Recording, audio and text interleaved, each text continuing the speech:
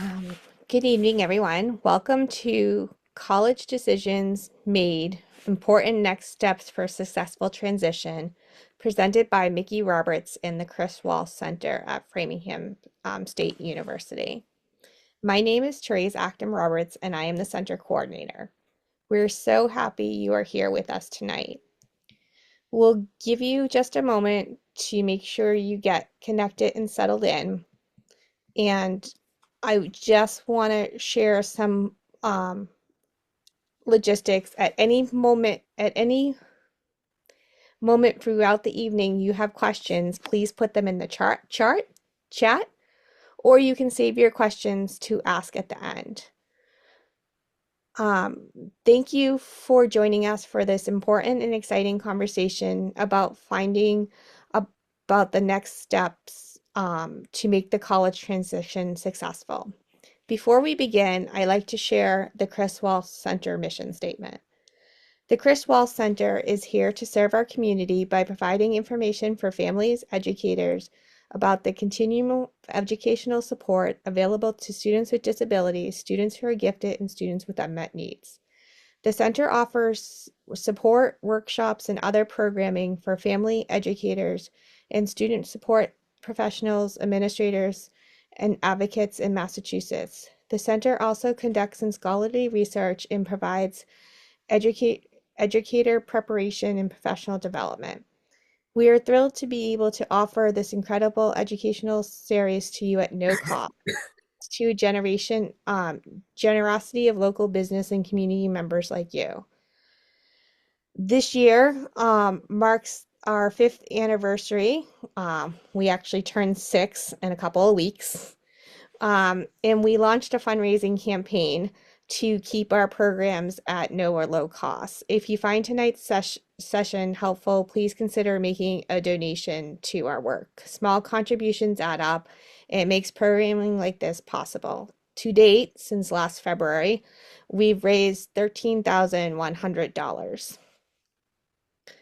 And much of our work and support is sponsored by grants, and you will receive a feedback survey after this session is over. Your feedback is extremely important to us, and we hope you take a moment to fill out the survey.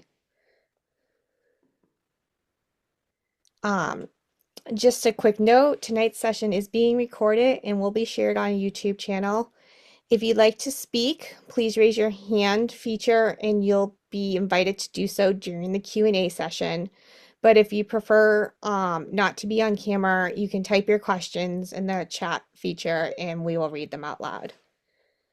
Now I'd like to introduce Mickey Roberts. Mickey is a higher education leader who spent more than 25 years helping students discover and build their strengths as they transitioned and succeeded in college. Sorry, something popped up on the screen. Most recently, she served as Associate Dean of Student Success at Clark University's Becker College School of Design and Technology, where she developed programs that empowered students to thrive academically and personally. Mickey has also led advising and learning support initiatives at Becker College, with a deep focus on helping students identify the environment and strategies where they thrive.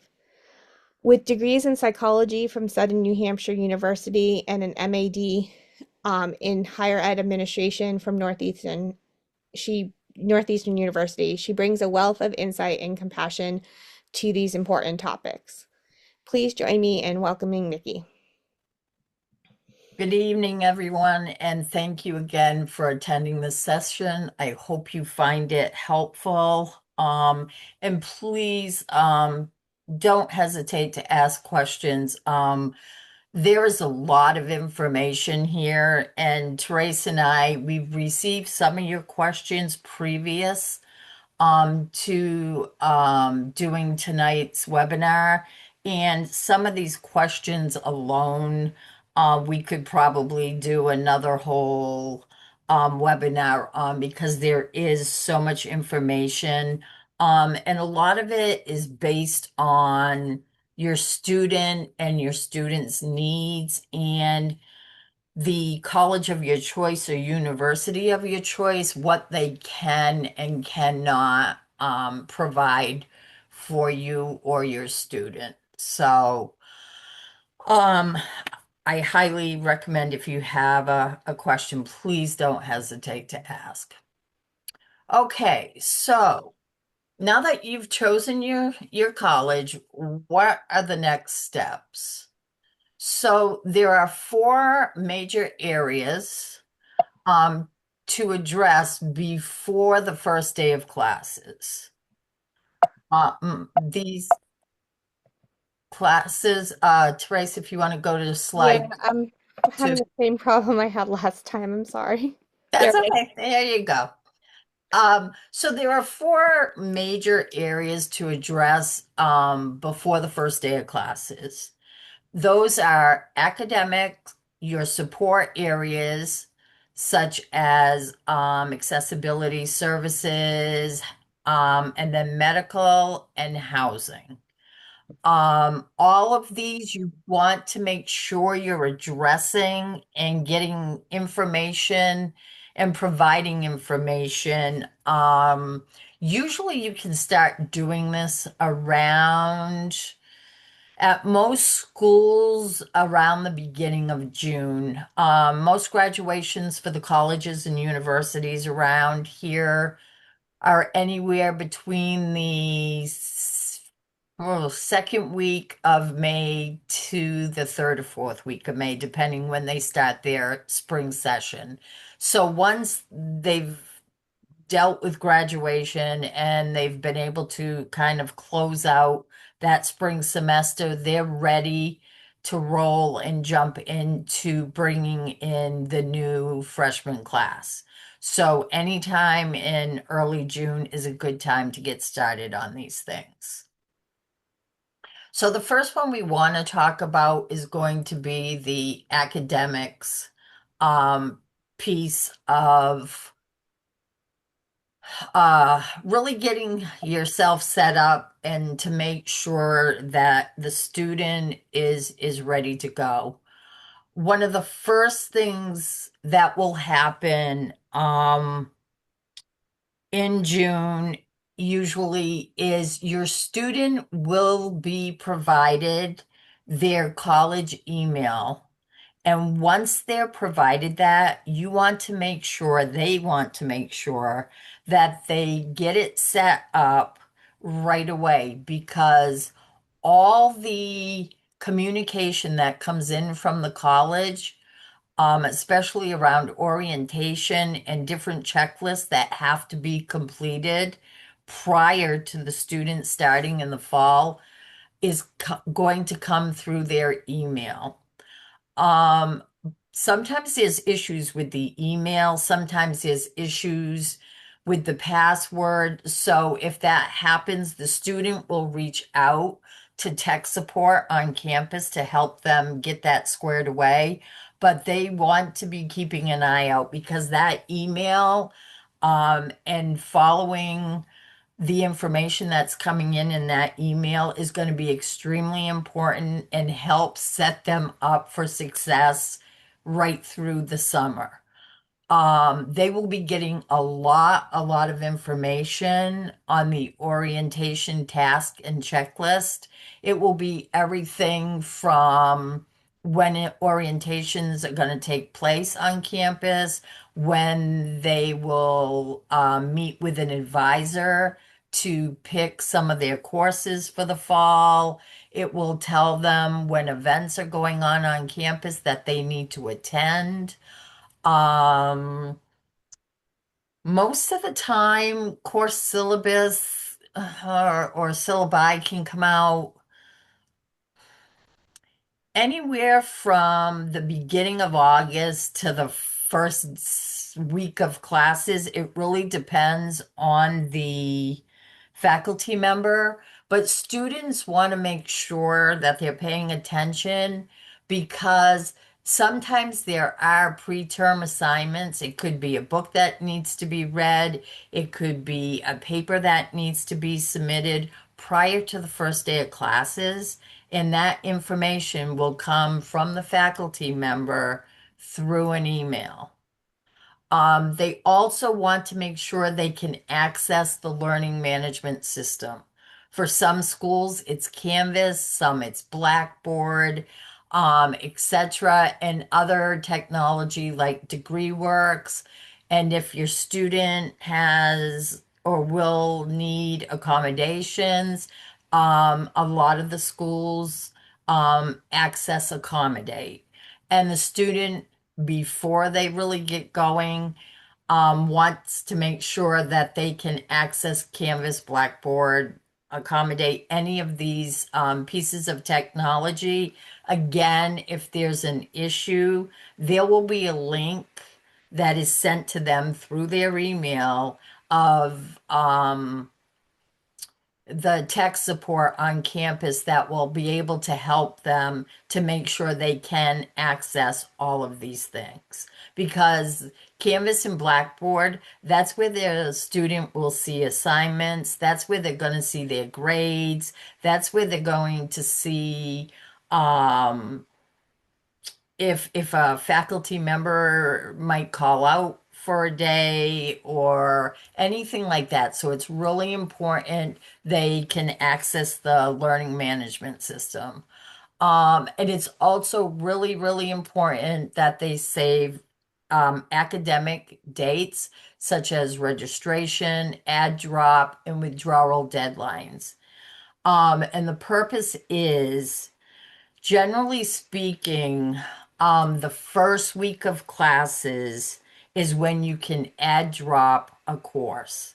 So if Johnny took a calculus course and Johnny decides the calculus is just going to be too much with the rest of their schedule, that is the time they can drop the calculus class and try to add in another class. It could be another elective, or it might even be another class that they need for whatever major area of study they're planning on doing, but it is only during that 1 week. After that, it would be what they call a withdrawal from the class. And there's deadlines on the withdrawals, and that depends college to college when that is. Some allow students to withdraw from a course 10, 12 weeks in. Others have a deadline of anywhere between 8 and 10 weeks. Um, and the withdrawal does show on the student's transcript. An add drop would not, but a withdrawal does. So these dates are really important and helps with the success of the student for that semester. And the first semester can be pretty difficult for incoming first years because there's so much to acclimate to coming in. So it's really important for them to really get on board and start with their email and the different types of software that they're going to need for their courses. The next area that would be really important is supports. So accessibility and academic resources. Accessibility services works really closely with a lot of different departments on campus. They work closely with the faculty. They work closely with advising. They work closely with medical staff on campus. They work really closely with housing. So, it's really important if your student is going to be wanting to access accommodations that they formally register with student disabilities or accessibility services, whichever the college goes by. Um, because a student registers with student accessibility, it does not mean they have to use their accommodations, But if they're already registered and the accommodations are in place, if they feel they need it or they want to use them, it's much easier than if the student does not register during the summer and then decides in September that they want to, because it can often take a month or so to get appointments and to get registered and in with accessibility services because they do work with so many students on campus. Usually accessibility services will begin registering with families in June, and I would say by the end of June, beginning of July, they will do formal meetings with the students. Um, Both Clark and Becker, we did them in person as well as via Zoom, whatever is more convenient for the family. If you're out of state, if you live across the country, Zoom's going to be easier. If you're, half hour away and you want to come in and really get to know the staff and kind of check out where they are, I would highly recommend to do it in person if you can. Um, Another thing for students and families to be aware, accommodations are not automatic and they need to be requested and they approve them each term. Generally speaking, if you've been approved for your accommodations, each semester you just have to make sure you contact the office and let them know you plan on using them. And the accommodations will stay the same.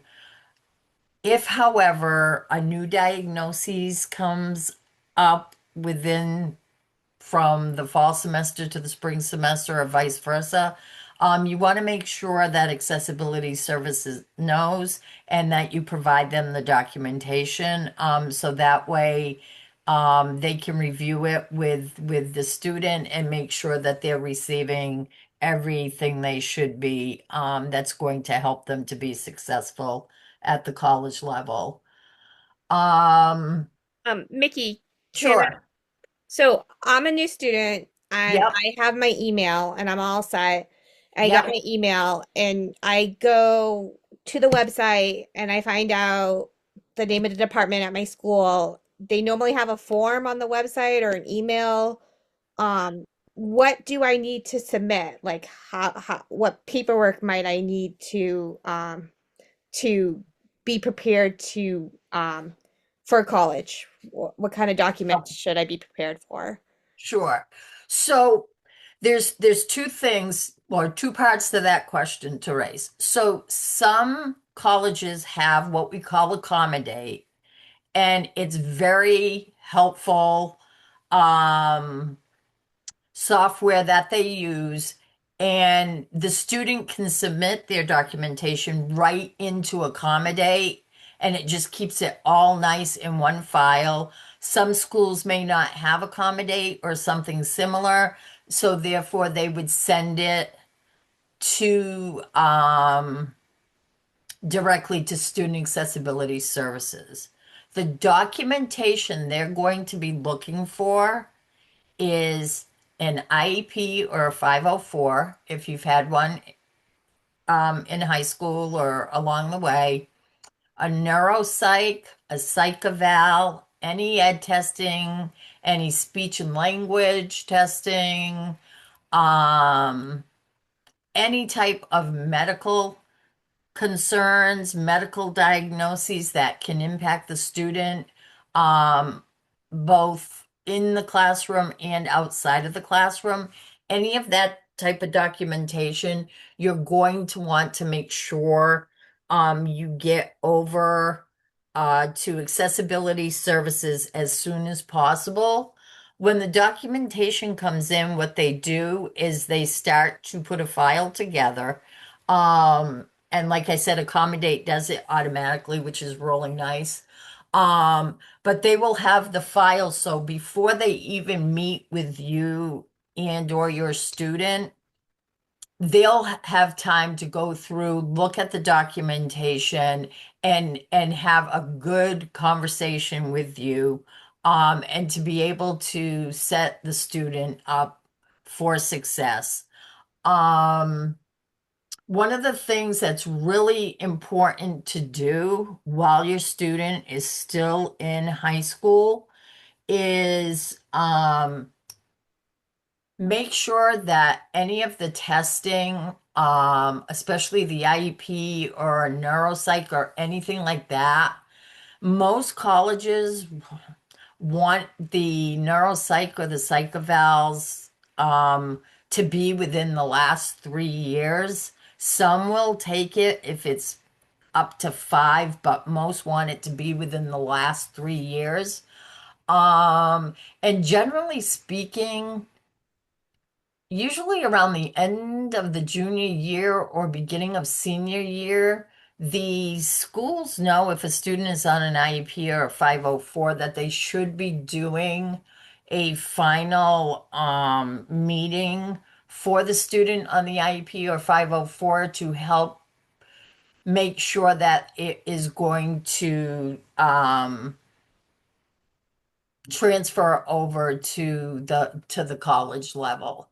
Now, in saying that, I want to preface not all accommodations from high school will follow over to the college, but I would say a good portion of them will.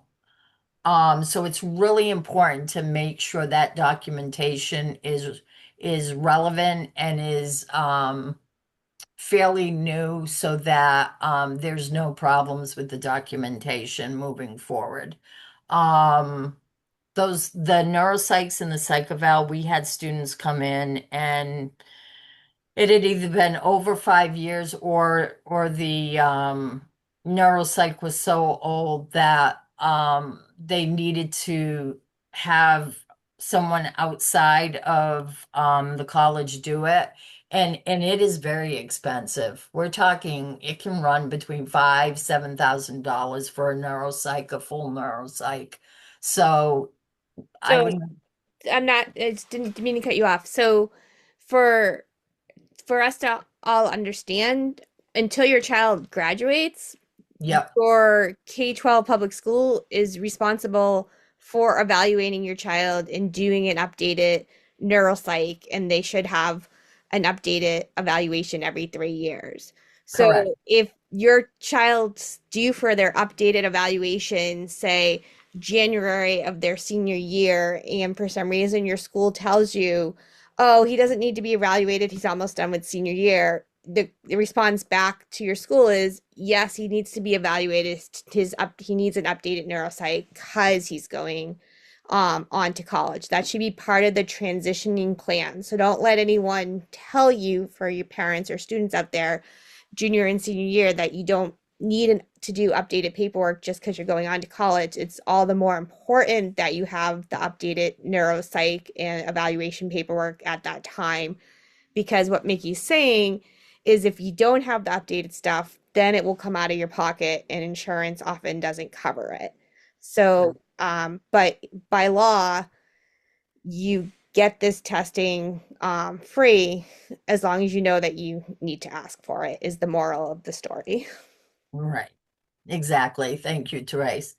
And to know that the individuals working in accessibility services, they really are a very good advocate for your student while they're at college. And the student just needs to make sure if they're having questions or concerns that they're communicating that with accessibility services because accessibility services, like I said, has a lot of interaction with different departments on campus and can really help make the transition and college life smooth for your student and child, as long as there's communication there. So I really want to stress that. Um, I would also ask when meeting with accessibility services, what type of academic supports are available on campus. Most campuses have tutoring centers. Some now offer academic coaching or learning strategy support.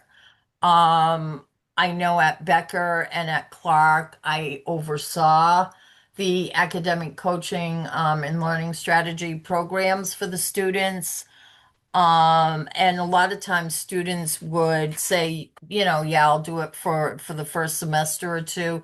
And then because it was such a benefit to them and the person they were working with as their coach over time ended up becoming more like a mentor. And even their junior and senior years, they were working with them on maybe not as much around the academics or making sure assignments are in on time or that they didn't miss a test or a quiz or something, but they began helping them with volunteer work and getting work outside or at the college and then helping them prepare for their career and exposure to that prior to leaving and graduating for the college. So those supports are really, really helpful for students coming in who may have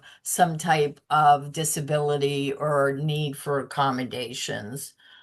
So I would definitely see if the college or institution your student is attending offers that. Some do offer it, some offer it as a fee for service. And then there are companies outside of the college that provide it as well. But it's a really good tool for the student, especially that first year. Another thing you want to make sure you do is identify courses that could be difficult for your student and make sure that they're seeking the tutoring or finding out if there's group study sessions or if the faculty member has faculty hours that the student can attend. So if writing or an English course can be difficult for them, or a math-based course can be difficult, you want to make sure supports and tutoring and things are in place for the student before the semester even begins.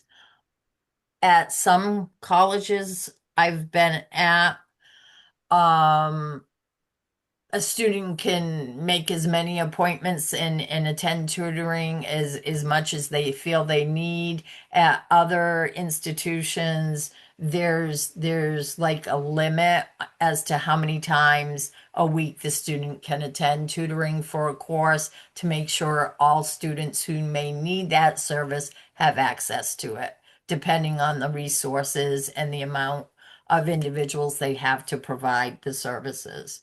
So that's just something to keep in mind as well. All right. The next one is medical planning for health and wellness.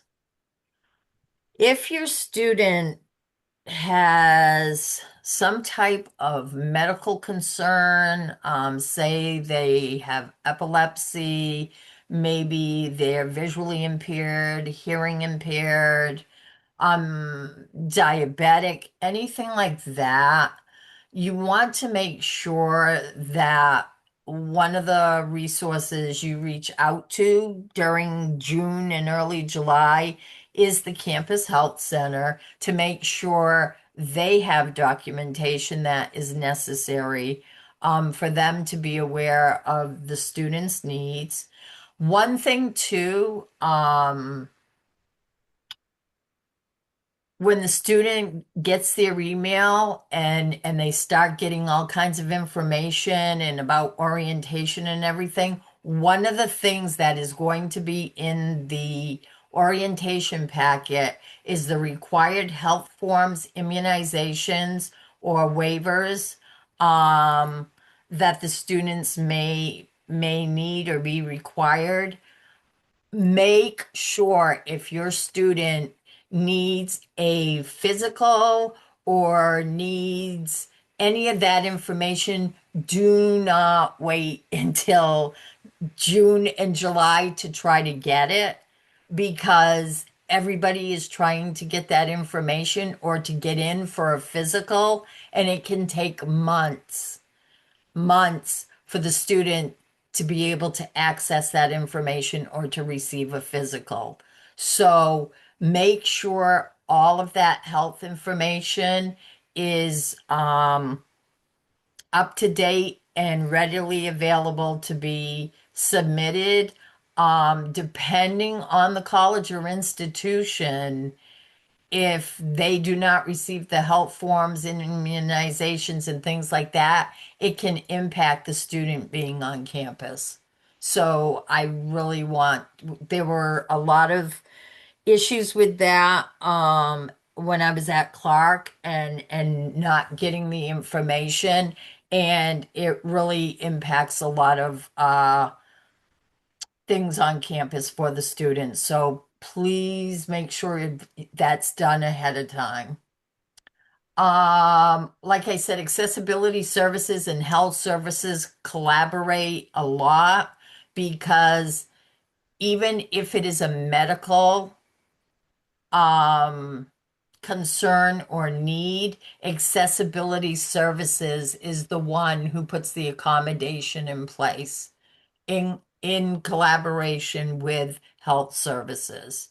So, Um, could you maybe explain then for parents out there, if a child has diabetes or epilepsy, yep, why would it be important for health services or accessibility services to know that in that case? If a person's like, I've been dealing with my epilepsy, I haven't had a seizure in a year, like, right. like, why would you highly encourage somebody to make sure the college knew about maybe some of these conditions?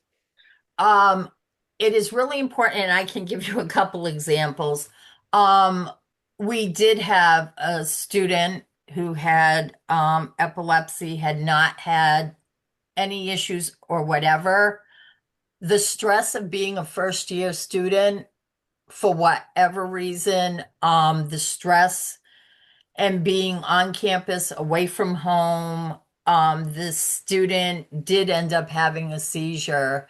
And because accessibility services was aware and our health services was aware, they were immediately able to assist. Um, when 911 was called and campus police were called to assist the student and let them know that the student did have a history of this, and what would be in the best interest of the student. Diabetic student, oftentimes faculty will not allow food or beverages in the classroom. However, if we have a student who, for whatever reason, and we'll use a diabetic, needs to have access to juice or some type of food to make sure their blood sugar is where it needs to be, that becomes part of an accommodation for the student, and they are allowed access to that in a classroom, to make sure that there are no health implications for the student. So that is why it is really important that there is information given to the campus health center and to accessibility services, because they do make and faculty would be made aware if it is part of the accommodation. If it's not part of an accommodation, they would only know if the student lets the faculty know. Thank you. Yeah. Um, Another thing that's really important, so say you have a student, they're diabetic, they're we have students with ADHD, with depression, something like that. You want to make sure you have a lockbox for the medication to store in the student's room, and that the student has the key on them or a combination lock. Um, you do not want to leave your medications just laying around, especially if they're sharing a room. And before you even move in, if you're a diabetic, say you need insulin, you need your medication refrigerated, you want to make sure you coordinate that with housing prior to move in. And housing may reach out to accessibility services or the campus health center because they're all going to want to be on the same page. And again, accessibility services works really closely with housing. So it's really important to know that they all communicate at the college or institution that you've chosen for your student. When I was at Clark, I could call Jess over at housing, the director over at housing, or I could call um, the clinical center and talk to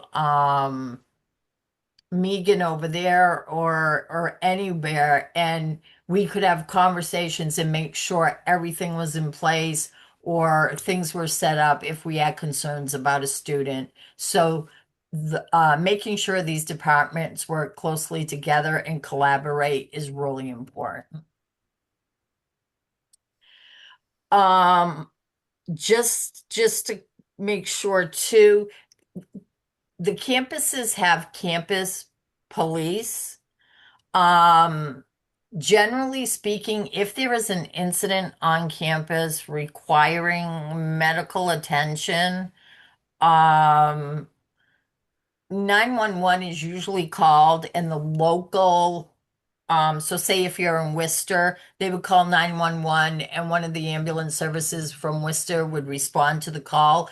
Campus police will go to the incident, but they don't transport or take the students. It would be Worcester, EMS that would transport the student.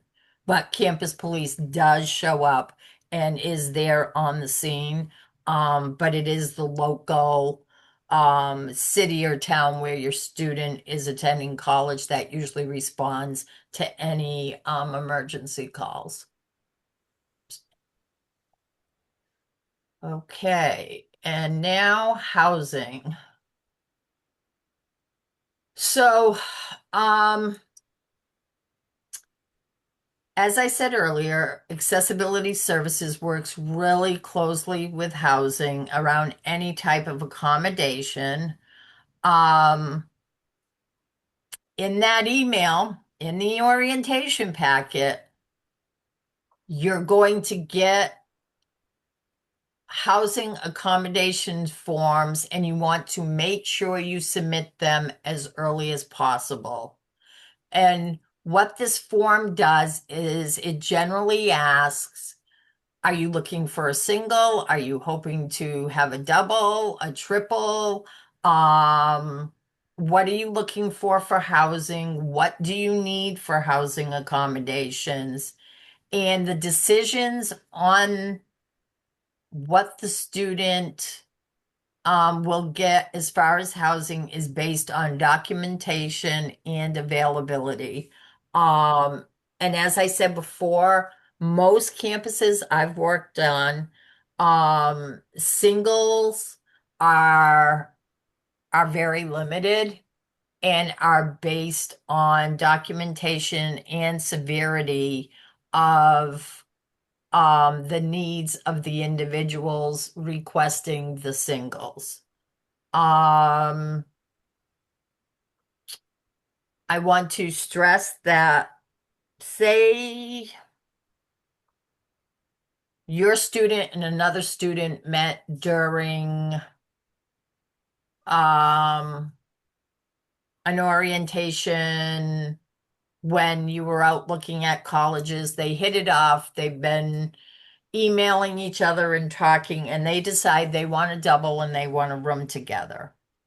So that's what they do. They start the semester, and then week 4, week 5, um, one of the individuals is making friends with other individuals that they didn't meet during orientation or during that interview process, and is now much more friendly with other people, and is they're not really getting along as well as roommates.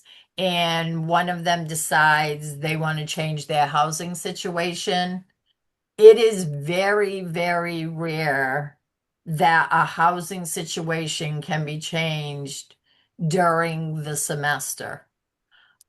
And the reason being is because all of the housing for that semester has been divvied up and given out, and there generally isn't extra rooms um just available. Once in a while there may be an extra room if somebody for some reason took a leave of absence and left the college during the semester. But generally speaking, housing changes are not available until the spring, and even that would be limited because most students return for the spring and want the same room they had in the fall. So, Um, sorry to cut you off, Mickey. no, go ahead. I when I went out to college, I never thought that there would be a possibility for me just with like ADHD and a learning disability to classify for a possible like I didn't even think of like asking doctors like for documentation for that. Um, you know, could having something as maybe as common as ADHD or a learning disability, are there reasons why you could possibly qualify for a single if you had documentations from a doctor? Is it something, people should talk to their doctor about? I would definitely talk to your doctor about it. If a student has, say, ADD or ADHD, and that's their primary diagnosis, more than likely it will be more difficult for them to receive a single, especially as a first year. Um, but say a student is has mobility issues, or a student has difficulty with smells, or is very sensitive to noise, or has a learning disability on top of it, is depressed, those type of things. Um, with documentation from the provider, and if it shows up in any of the psych testing that was done or the neuropsych, it definitely will help the student qualify for a single. There are multiple reasons why an individual can have a single, but generally not based just on one diagnosis, and if the diagnosis was like ADD or ADHD. Thank you. Yeah. Um, so when they're choosing what they're thinking for rooms, and like a lot of students will say, well, I've always had my own room. I've never had to share a room. And the thought of sharing a room with another individual can be a little scary, especially if you don't know the individual. Absolutely. Um, but try to think what is going to be best for the student and your student as far as the housing goes. Sometimes in a quad, you'll find there'll be one double room and two single rooms. Just because it's a quad doesn't mean they're all sharing one room or that it's a two and two. I know at Clark we had several quads and it was one double and then two singles. So those are things you want to look at and kind of be aware of. I know students that have irritable bowel syndrome, Crohn's disease, that type of thing.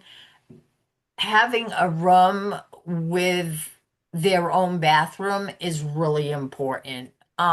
So you want to make sure that's documented by your physician.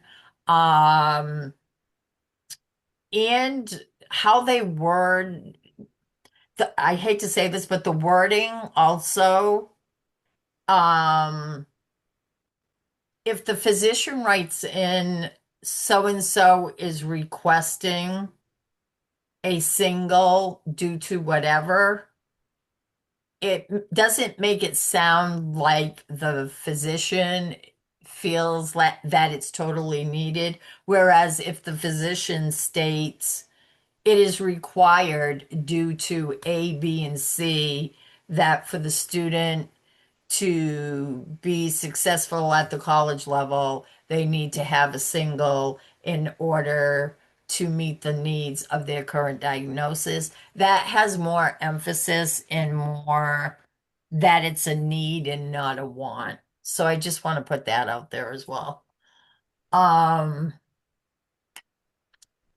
let's see. If you are a student that is hearing impaired, make sure that the housing people are aware because um, there are often fire drills like once a month, and I know they can get bed shakers for the students, or they can get a light installed that flashes when the fire alarm goes off to make sure the student is aware and the student is woken, especially if the student is in a single. That is important as well. So there are different things that can be put in place for the students. So try to think and be aware of those things. So when you meet and have a conversation with housing, that housing is aware so everything can be in place prior to the student arriving.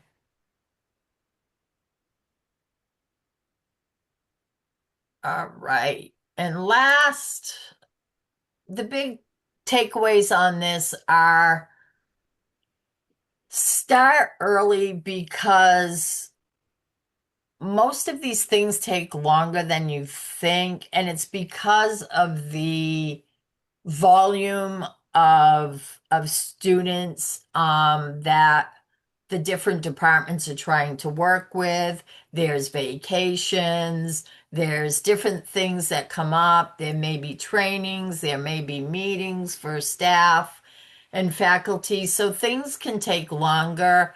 So the sooner they stay on top of the emails and start paying attention to what's coming in for information, the more prepared they'll be and be ready to go on that first day of classes. Um,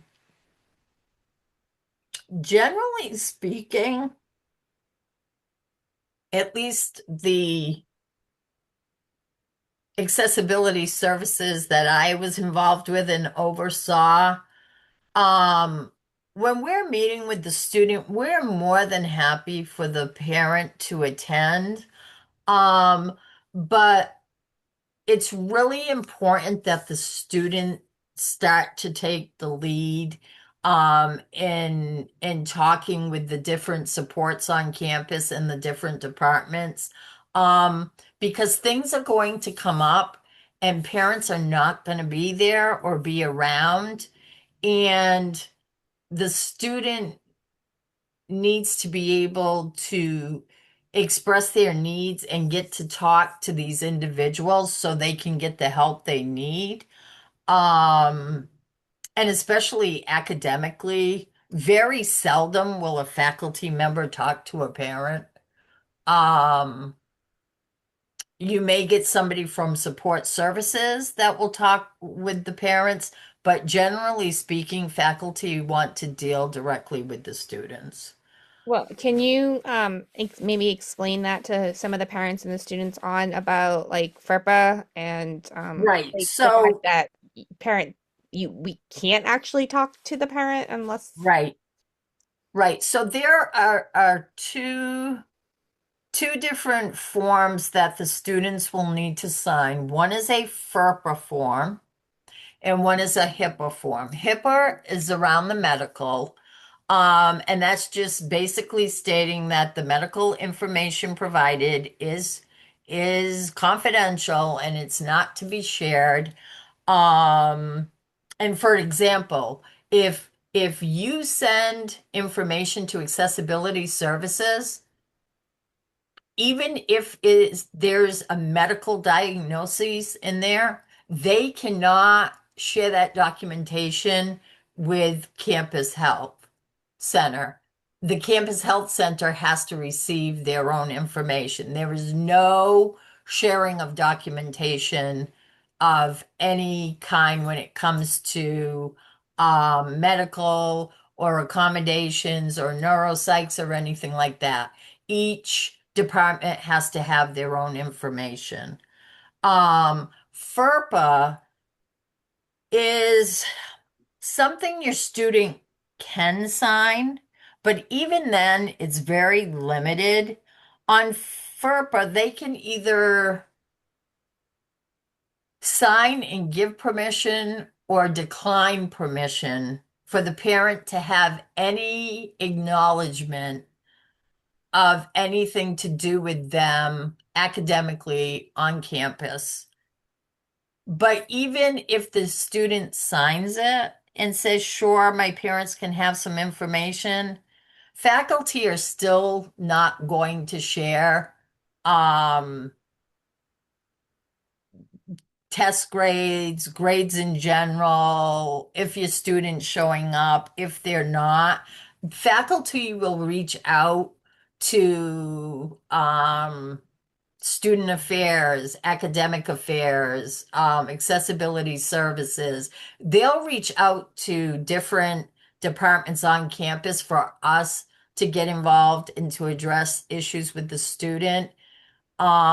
So even if the student signs that you can have permission, it's still very limited of what they'll share with you and what they won't um, about the student on campus. and I'll just jump in here from a faculty perspective because I've taught at several different Yep. colleges and universities. I've never talked to a parent. I have had parents sit down with accessibility services with the student and talked out their concerns, and then had the director bring their concerns to me for to come up with like an agreement on like an extension or something.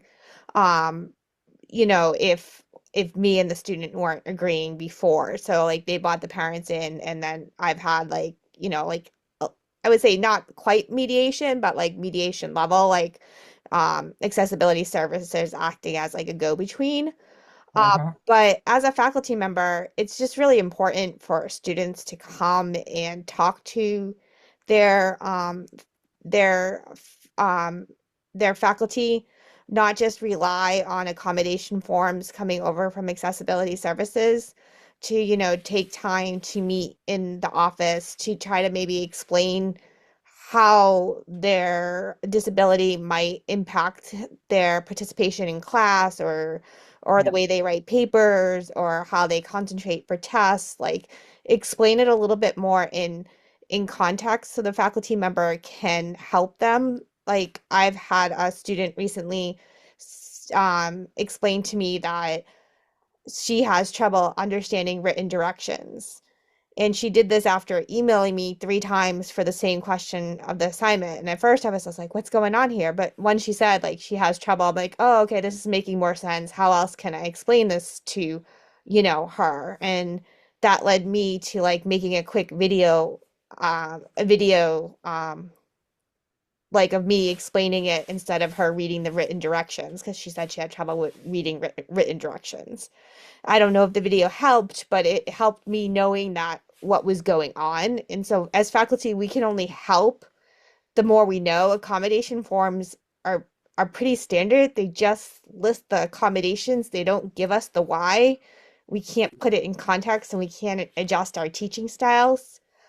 We can make exceptions why maybe somebody has extended time, but understanding how individuals learn or the context of maybe their disabilities, although it's not our place to be able to ask, we have no right to ask. That's their private Mhm. business. Yep. It sometimes does help us be better educators um, if we understand the context. But again, everybody's privacy is their business. But we can't help sometimes if we don't know. Yep. Okay. Are we ready to go to the Q&A? I think so. Okay, so I'm going to stop sharing. I have a document open somewhere. Um, Do you want me to go with the first one, Therese? sure. So, Therese and I received some questions prior to the webinar tonight. So, the first question was some tips from parents of what they did for a successful transition that was not obvious. Um, I think something really important for parents to know and understand is your student may be very excited to go off to college and they want to have this experience and can't wait to have this experience. But it is a huge adjustment for students, especially first year students, to be going away to college. Um, and there are several things that can impact them. So if you're aware prior, it would be really helpful. Um, One thing is around week 3 and 4, students begin to get really homesick and they're missing their family and friends. Some of the excitement of the newness of college and the going to these new classes and trying to make friends and things. Some of that newness wears off, and then they really start missing family and friends. So, trying to be available and try to reach out and just touch base and making sure that they're okay and that they're feeling okay. Um, this is also when we see some students tend to start to isolate. They'll go to class. They haven't really started to hang out with anyone in particular. They haven't really found a club or a group. And so they begin to isolate. They'll go to class. They may not talk to anybody in class. They go to lunch. They may go, to the dining hall, but they're sitting by themselves. So kind of touching base and kind of seeing where they're at socially is really helpful for their transition. Them becoming really independent. Some students really thrive on the independence. Others struggle in the sense that they don't want to make wrong choices or wrong decisions. And so the independence can be really scary for them because they want to do their best and try to do what they know they should be doing, but they're not sure if they're making good choices or the choices they're making are the right choices. So, reaching out and just trying to see how they're doing and things like that. And I will say, as somebody in my role at the college, if you feel your student is struggling or you feel that something's not right, please reach out to student support services or to the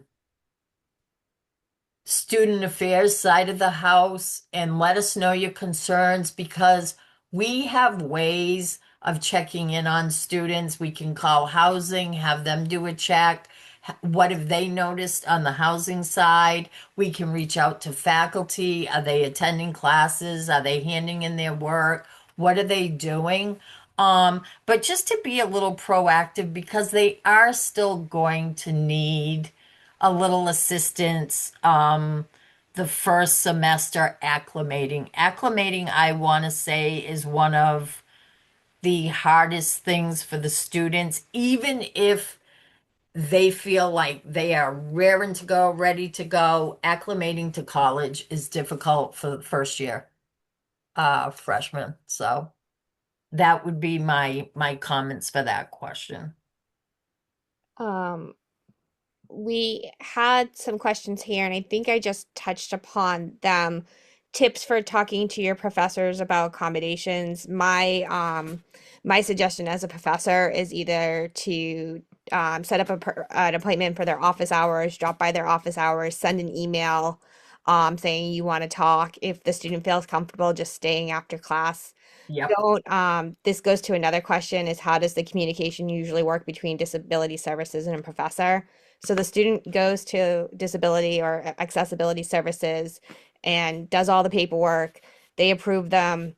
They're going to get accommodations. Then when the semester comes, that office will send it out to the faculty. They normally nowadays get them by email, and it will just say like extended time, quiet place to take a test.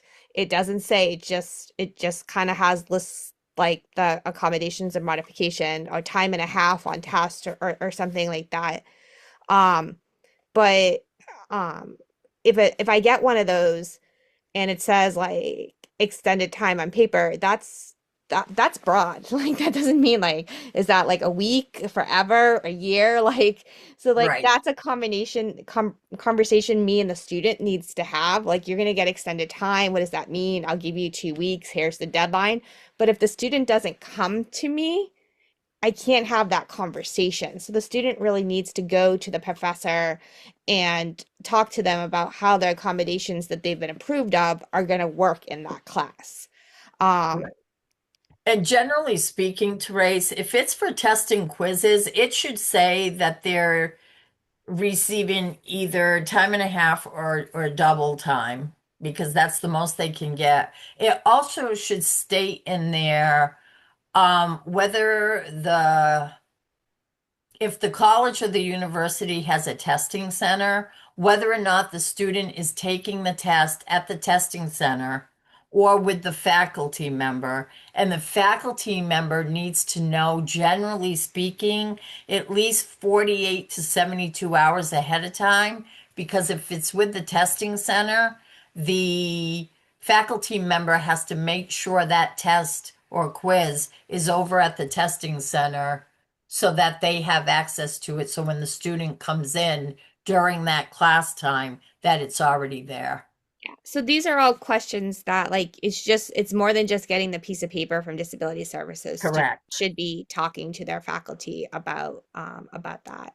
Yeah. Um, We have another question here. Um, what happens if the college they've chosen isn't the right fit? What advice would you give to a student in that situation or a family in that situation? So, there's a lot for this one. Um, One of my first questions would be is what was the environment the student came from prior to going to the college or university they're currently at?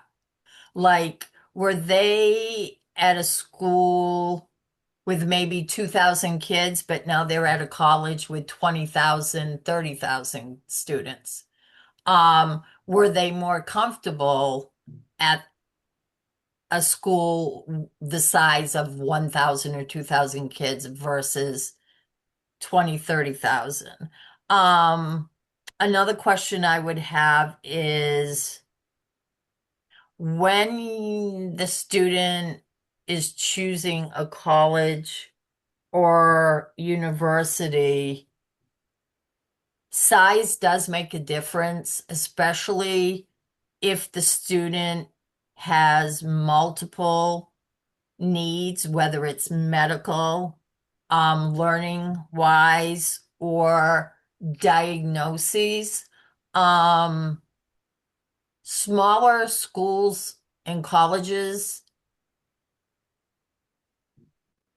are more familiar with the students. The more students at the college, it's harder to keep track of all those students. So it becomes less of a personal relationship sometimes, as far as knowing like right off the top of your head.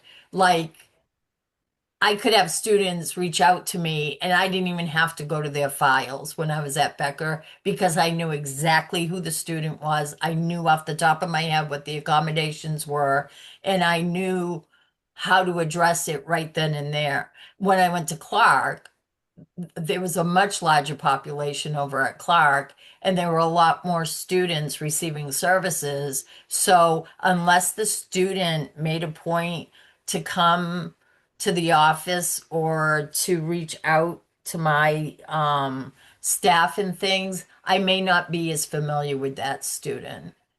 And if the relationship isn't as coordinated or conducive so that it benefits the student, they tend not to reach out, not to get the support. Um, I would also try to find out what are the current stresses that are impacting their success where they currently are. Um, is it the type of classes? Is it they were thinking of studying nursing and now they want to go into gaming, and is it they don't offer that at that institution? um is the class size too big? Is it too impersonal? Have they not been able to make friends? Are they isolating? um have they not been able to find any co-curricular activities where they could maybe meet somebody? Are the diagnoses currently impeding their ability? Are there flare-ups? There's a lot of different things to look at. But I would try to look at the environmental pieces and the stressors and go from there to see what might be more conducive for the student. Yeah, I think Mickey's doing an excellent job explaining. We've had a previous session on like how to find the right fit for school, the right school. I'd encourage you to watch that. There's a document that should be on our past event page that she put together. It's kind of like a questionnaire, questions to ask yourself.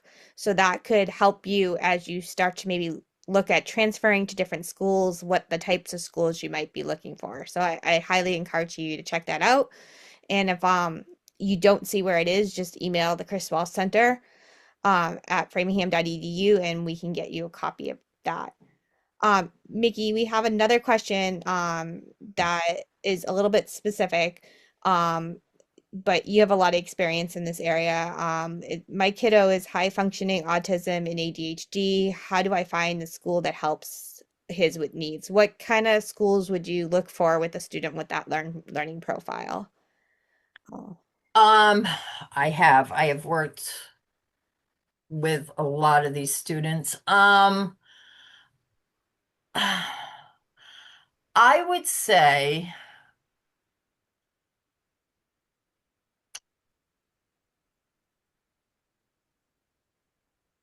looking at a school, at least to start with, making sure it has the interest of your student. So again, let's just pick computer programming or gaming. The student wants to do one of those, they're not sure. So you want to look at the schools that provide that as an option.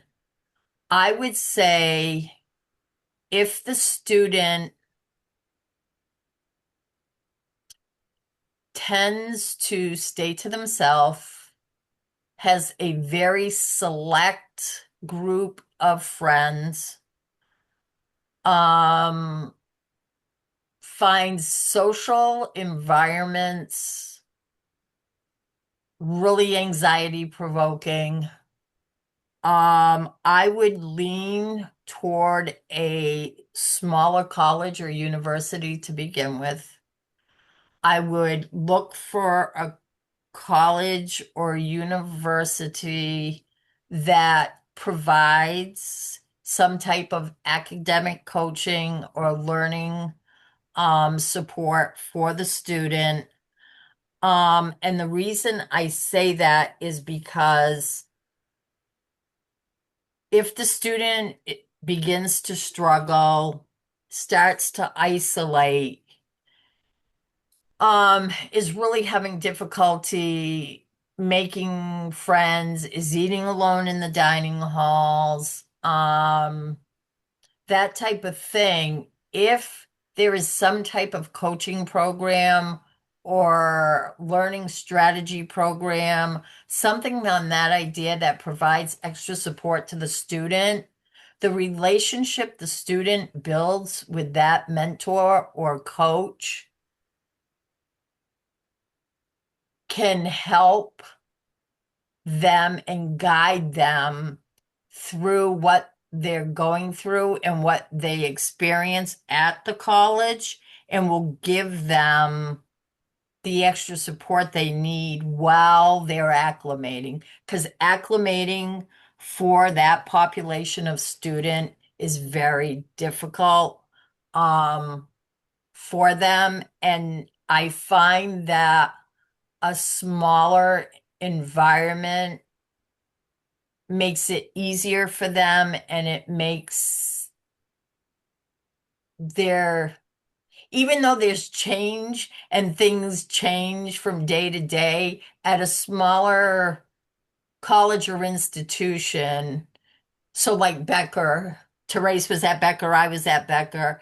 We knew day to day what was going on, what was happening. And yes, there could be things that changed within the classroom or within a course, but generally speaking, it wasn't enough that would really impact or totally throw the student off. Whereas at larger colleges or institutions, it's harder and the faculty and things vary so much and the departments are bigger and vary more. So it can make it harder for students with ADHD and on the spectrum or autism.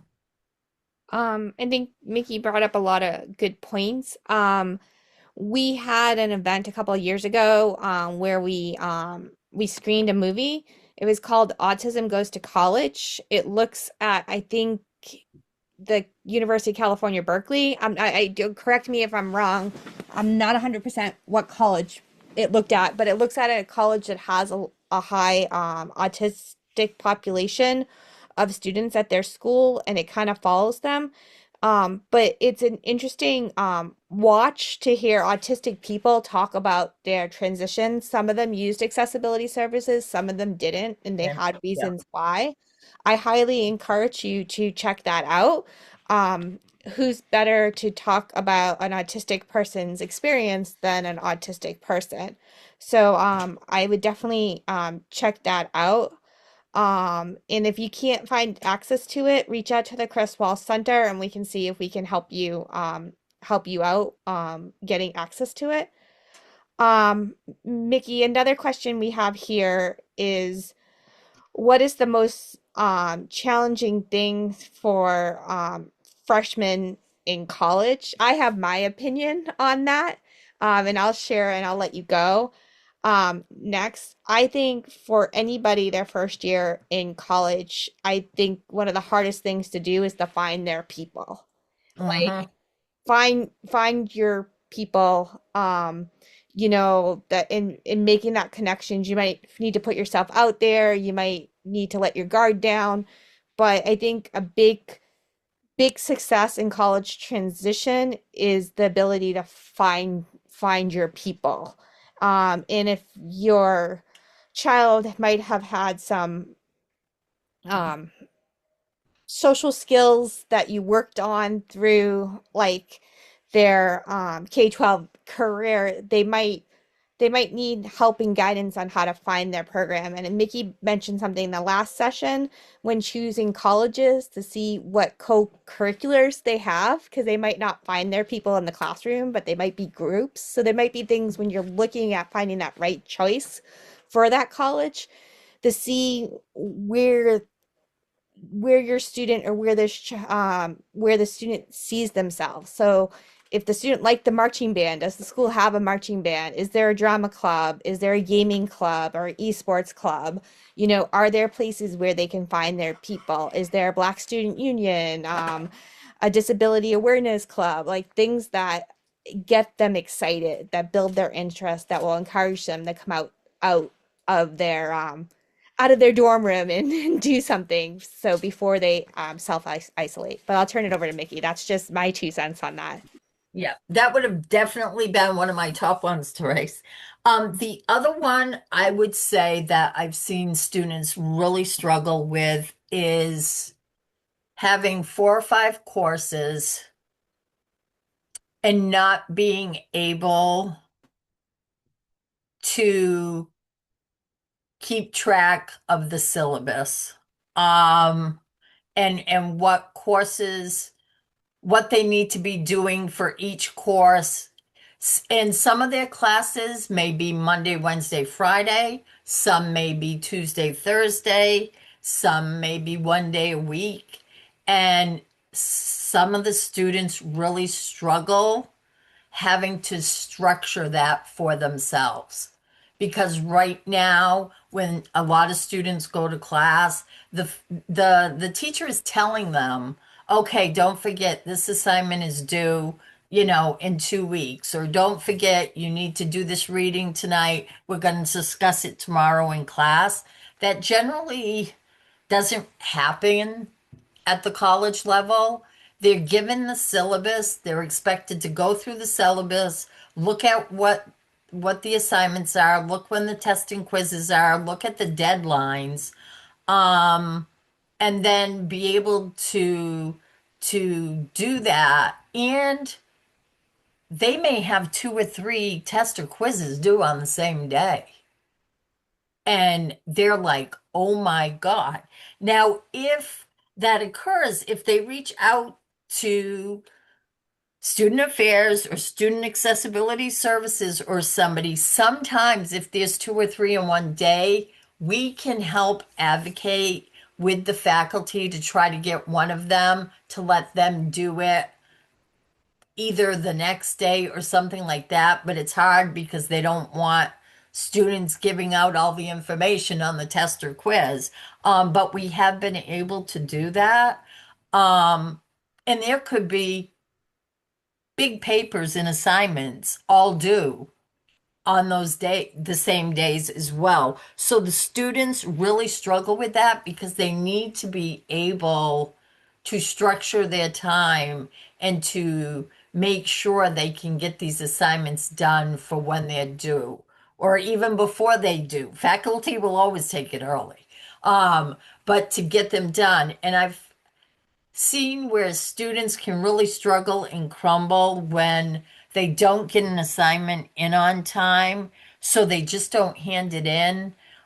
They should go talk to the faculty member. The faculty tend to be understanding the first semester with first year students and will say, okay, get it into me by tonight or get it into me by tomorrow. But if they don't say anything, the faculty has no clue and just is thinking they're just not going to hand it in. The other thing, if they miss a class because they forgot, oh, I had another class right after this class and totally forgot, went to lunch because they did meet a friend, and then realized they should have been in class, then they stop going to class because they feel like now the faculty member is going to be upset with them because they blew off that day's class. So it's really staying and making sure the student knows it's not. It's just reach out, have conversations, reach out for help.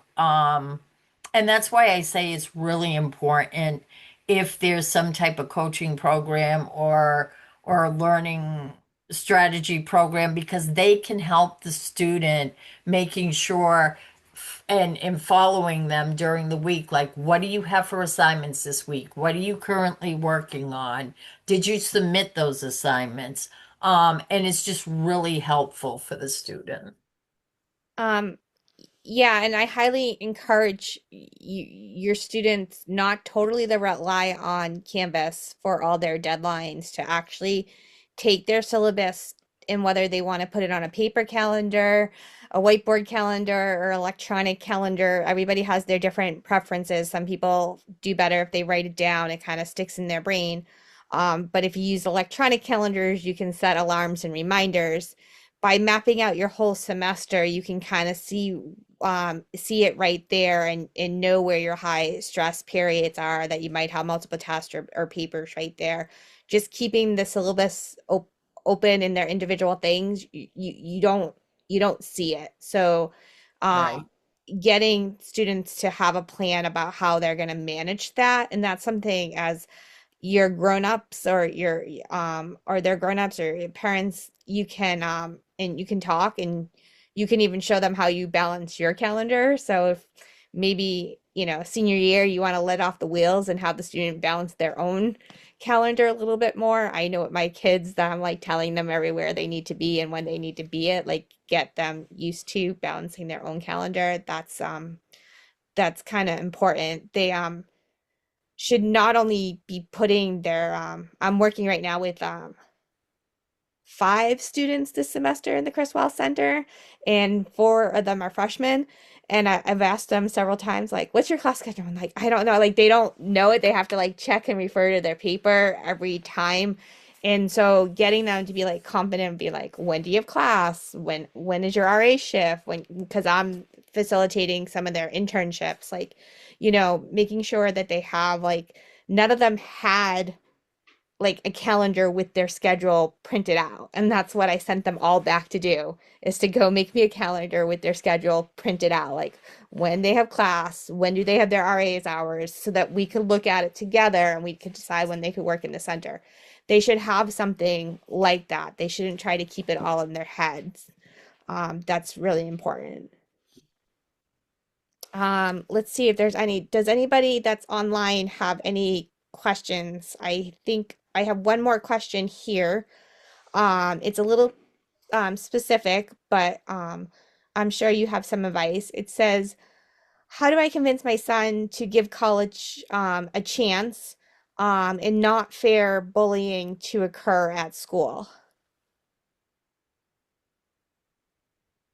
Um, all right. the parent may not like my answer, but I'm going to be as honest as I can here. I think if a student is really hesitant about attending college or a university right now, and they're afraid of being bullying, which just let me put this out there, any college or institution I've worked at, bullying, if somebody says they're being bullied or something is happening, it is looked into immediately. Bullying is not tolerated at any of the campuses I've ever been at. And it was far and few between, but I know at the two institutions I worked at, bullying was not tolerated. Um, but I would say if your student is really hesitant, is really nervous, um, my suggestion would be so to make sure that doesn't occur and totally have the student not want to attend, I would encourage the student to maybe take one or two classes at a community college. I was thinking the same exact thing, Mickey. Yeah, go to a community college, take one or two courses, let them get their feet wet, let them see that the students at the college, especially a community college, they're there to learn, they're there to get their degree, and they are working and doing what they need to do. I would highly recommend that they take a couple classes at a community college. Yeah, I think community colleges are often a slightly different environment too. Yep. And I think there's this thing of like somebody needs to go to college. We think everybody needs to go college full time, full schedule right off the bat. For a lot of students, getting one or two classes under your feet, feeling the success, it's a good starter. I mean, the last thing I talked to a parent, recently, and their child did so the first semester, not really good, but so had all these plans and expectations to go back the second semester and didn't last 48 hours. They weren't ready and came home. It's okay to just start off with one or two classes at a time and then build up. Maybe they do a full load at the community college, then they transfer in to like the local um for um 4 year college, like on a full-time schedule, but they could do it their own pace. It's like meeting the student where they are. um and again, I mean, I feel sorry for your child for being having to be worried about being bullied at school. I think we just need to acknowledge the trauma that is for the child, and Yeah. have them maybe see schooling in a different different light. And it doesn't even, you could even take it a step back and sign um sign them up for just a class. It could be like an art class at a community college, just like another schooling, kind of like to go try and learn something and do it something small to show them that these are environments that don't have this in there, because there is a trauma response after a person's been bullied. So Right. um Therese, there's another question that I'll read. I don't think we touched on this one. And you have a message in the chat. I don't know if you saw it. Um, but the question was, how do we as parents make our kids less anxious for college? Um, I think I think because it's such a change and they're going to be most students, not all, but want to live on campus and they want to experience being away from home, being at college, making new friends, and all this stuff. They will be a little anxious, but one of the things I really would like to encourage parents is have a conversation with your student, whether they're anxious or not, letting them know that you don't expect them to be perfect. This first semester, they need to acclimate to a different type of schooling, a different people from all, it's not just going to be people from say Massachusetts or New Hampshire or wherever. There are going to be students from all across the country that are attending this college, and there's different environments that all these students are coming from, different cultures. So it's going to be a new experience, but to encourage your student that if they feel they're having a hard time or they're struggling, not to be afraid to talk to you. And then once they've talked to you, encourage them who at the college they should reach out to for extra support at the college and to make the college aware so they can help the student and make the acclimation easier and that people there are aware and can provide the extra support they need to make sure your student knows it's all right. Not everything is going to go smoothly and there's going to be bumps along the way, but that's okay.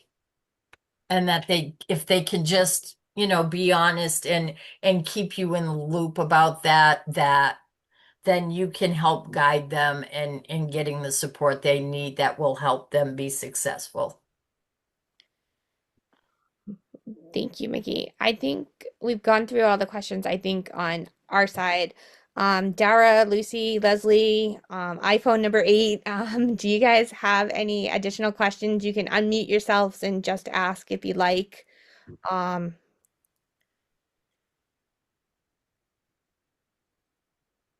Dara says it's very informative. Uh, It was another great session. Thanks very much. Thank you, Leslie. Thank you. Right on the money. And it's so interesting, like we can get them into college and then we kind of forget all the things you have to help them that first year or two Yes. to be Yep. successful. So that was really Exactly. great tips. Thank you. Yep. Thank you, Leslie.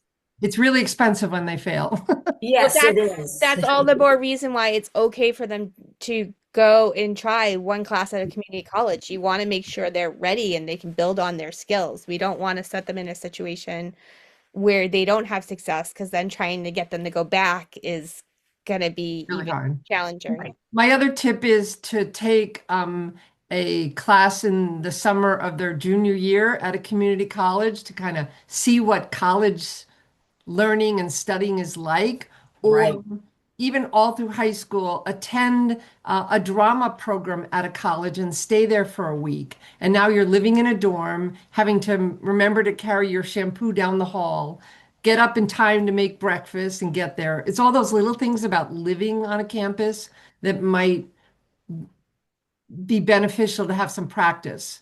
So I sent my son to a lacrosse camp on a college campus, different ones for 4 years. So when he got to college, he's like, I know how to do this. That, That part was done. that's great advice.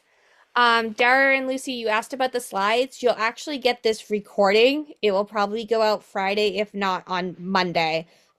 You'll get an email, whether it might come as some more, Criswell Center some more with this information and in the recordings. But Mickey, are you okay if I attach the slides to the things too, if they just want the individual slides? Yeah, that's fine. Okay. And Therese, I was going to let you know too, if I can just have like a week, I was going to, just because it's been a little hectic on my end, I was going to put together another, checklist for families that they could have as well. Yeah, as soon as you get the checklist, we will get it out to everybody that registered for this event. Um, Okay, so great. you'll have the recording on with the slides on Friday. We should be able to get that out to you guys on Friday. And again, at any time you guys need anything, feel free to reach out to the Chris Wall Center, Chris Wall Center at framingham.edu. Check our website. We can support. We also do free one-on-one consultations. So if you have a situation where you just want to talk to somebody and talk it out, I'm here for advice. And we also have a network of people that we can reach out to get you some feedback. With that being said, Mickey, I can't thank you enough for joining us again this evening. Anytime. Um, Anytime. and I'm going to end this session. I hope you all have a good night.